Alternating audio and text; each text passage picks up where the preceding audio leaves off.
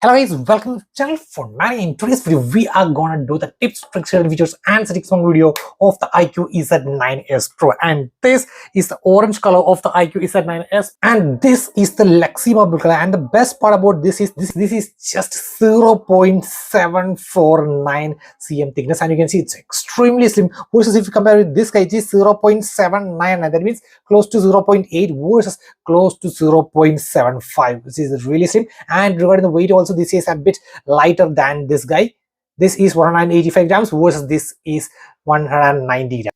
Anyways, let's start off with the most interesting things. So starting off, settings,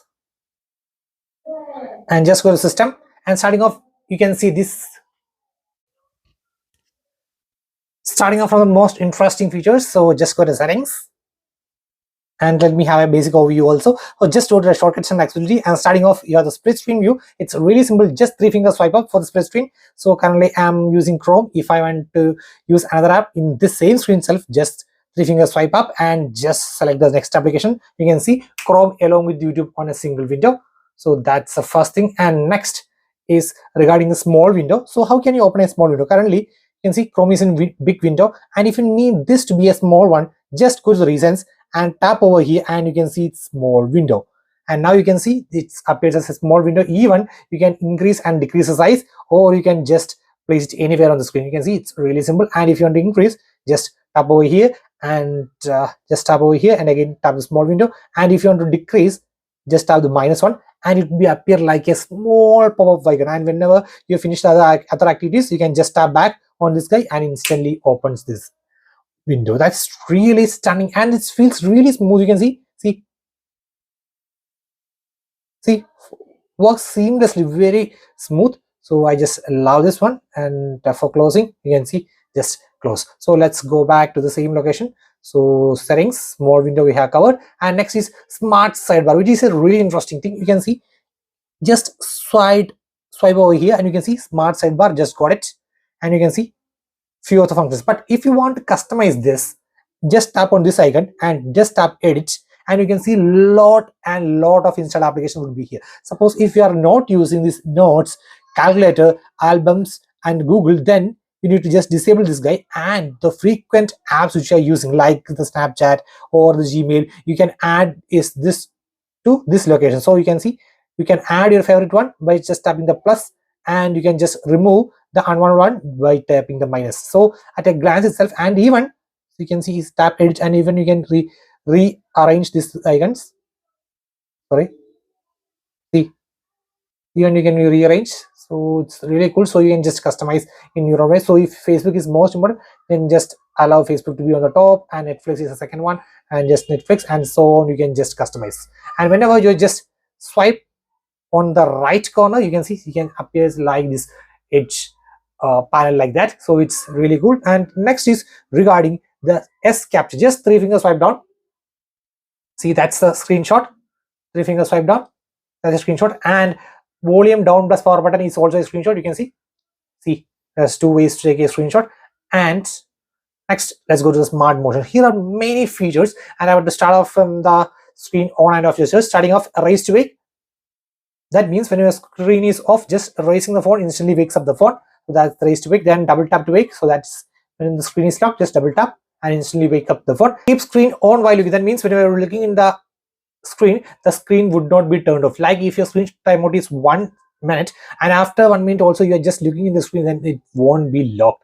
That's it. Then double tap to lock, turn off the screen. So you can see just double tap, you can turn off. So that's the basic set of features which is included in the smart screen on and off. And then we have smart calling, which should be enabled. That means starting off from the smart call, that means if you have contact in this page, just lifting your phone directly to the ear instantly calls that person. And next is smart answer. When you're receiving a call, just pick up the phone directly to the ear, instantly answers the call. And smart switch, that means if your phone is in speaker and you are speaking to loudspeaker and someone immediately enters the room, just pick up the phone to the ear, automatically switches to the earpiece. That is also available. And next, when your phone is ringing, cover the screen with the hand to mute. Just do like this to instantly mute the call. So these are the options which is available over there.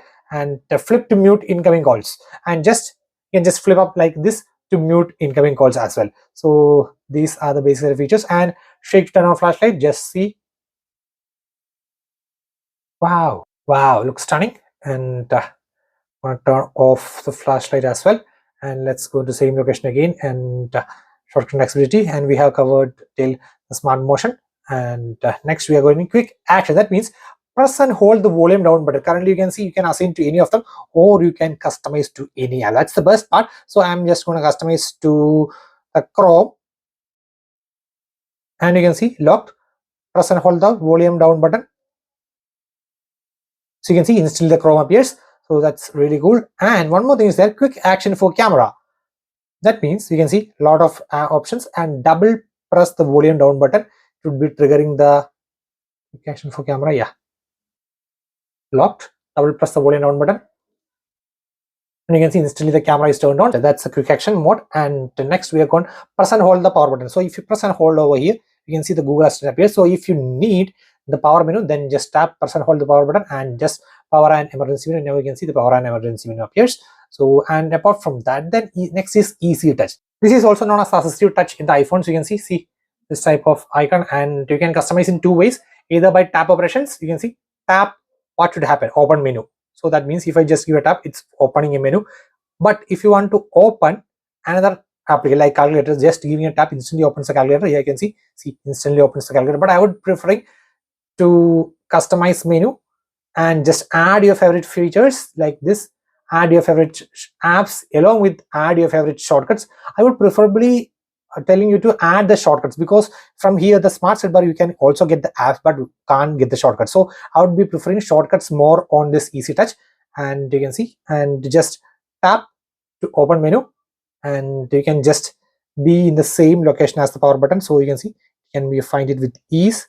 So make it the exact same location as the power button, and now it would be hidden. See, exact same location. So just tap virtually on this power button low area, and you can see instantly this appears.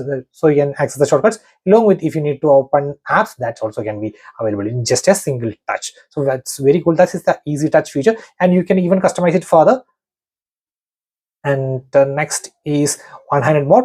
So just turn it on. You can see swipe in and swipe out. So you can see one-handed mode is turned on, and you can just increase or decrease size like this, and just turn off like this. And here we have few more, that face beautiful video call, voice isolation, and flash notifications, task timer and all. And now let's look at the few more interesting features like the ultra game mode. So starting from the ultra game mode, we have a EAS Sports mode over here, and then we have the off-screen autoplay mode over here, and we have view enhancement, which have local tone mapping, color enhancement, memory color protection, detail sharpening, and all. And then we have the 4D game vibration options, and then we have game sound quality and effects, and then we have the frame rate priority options, and we have the screen mistakes prevention option, mute calls option, and the block notifications option in the ultra game mode. The app lock and app hide, just go to settings, then tap the security, and here you can see privacy and app encryption. You can see app encryption, and starting off I would be setting up the pattern, and let's draw the pattern. Yeah, it's done. And answering some random questions for the moment. Okay, so answers we add later. Okay, so you can see app encryption is the app lock. So just tap the app encryption. So I'm going to tap the albums for the moment right now. So if I'm going to take the albums, so you can see it is locked, and only with my pattern it can be unlocked. You can see. So that's the first thing. And if I'm going to unhide or unlock the application, so just go to this location and just tap app encryption and just turn it off. And for this is app hiding, that means hiding of the apps. So if you want to hide albums, so I'm just going to turn it on, and this can be hide with the applications. You can see. I also recommend you to keep this security email address also, so in case of any issues happen. And one more thing is that, so if you need to go to this location and then only select the application hidden apps, you can see it can't be seen on anywhere, and it can be accessed, but you have a tip over there too. And let me tap unlock once again, and you can see a view hidden apps option, sorry, app hiding option. Just tap over here and you can see view hidden apps. Just turn it on, and you can see just swipe up with 2 fingers, and you can see now you can see the hidden apps over there too. See, now it's the easy way to access the hidden apps as well. Next is regarding the navigation. This is the 3-button navigation, and I would want to switch. Before that, you can see this is the alignment, and if you want to change the alignment like back over here or something like that, you can change the order of the keys or change the icon styles as well. So that's upon you. But if you need a just navigation, that is, you can see, you can now see this buttons are completely gone. And if you want to hide this bar also, then you can just turn on hide bottom bar, and you can see a completely immersive display. And how to go to the main screen: just swipe up for the home, swipe up and stop at the middle for the reasons, and for the back just a right edge swipe or a left edge swipe will be the back. And switching between the reasons is the best part. You can see, like scrolling photos to the gallery, you can switch between the apps. Wow, like seamlessly. Ooh, you can see the UI feels really smooth and fluid. Wow, I just love it. The display, so you can see the display brightness options over there. So display, starting off we have the adaptive brightness, then we have the eye comfort mode, or we can see it as blue light filter, and we have an anti-fatigue brightness mode also available. And then we have the dark theme and with the screen colors, so standard, professional, and bright. And I would be preferring bright for the maximum vibrant colors. Out there you can see bright has the maximum vibrant colors. You can see standard, professional, bright. Okay, this has the maximum vividness. And apart from that, we have the font size and display size options. You can increase or decrease the size, display size, and bold text, high contrast text, this can be adjusted. And then we have the font styles as well, and then we have the status bar. So currently you can't see the battery percentage, so just tap battery style and percentage, and you can see display outside the battery. So now you can see the as well. And if you want to know the download and upload speed, then you can turn on show real-time network speed as well. So that's it. And then we have the screen refresh rate options. So smart switch means it would be automatically adjusted base 60 or 120 based on the app which you are using. So if you want always to be on 120 Hz, then you can always choose the high. And you can also set the app specific refresh rate. That means for YouTube it should be 120, for the maps it should be 60. Then you can just turn on for the apps which use 120 Hz and turn off for the apps which use just 60 Hz. So that's a really nice thing. And then you have the visual enhancement option. So that means increasing the color and the contrast of some pictures for giving a better, more vivid display. So that option is available. And the supported apps is YouTube, video, and Netflix. And these are the things. And now let's look at the lock screen wallpapers. Starting off, we have the wallpapers over there, and then we have the themes over there, and then we have the always on display. So we are seeing a lot of always on display styles as well. You can see, wow, always on display styles are a lot of them. And then we can display mode, tap the screen to display, move the font. I would be preferring move the font slightly to display. That means you can see it's locked. After a few seconds it would be gone. And then whenever I move the font, you can see whenever I move the font, automatically the AOD appears. And so it just tap the display means just locked.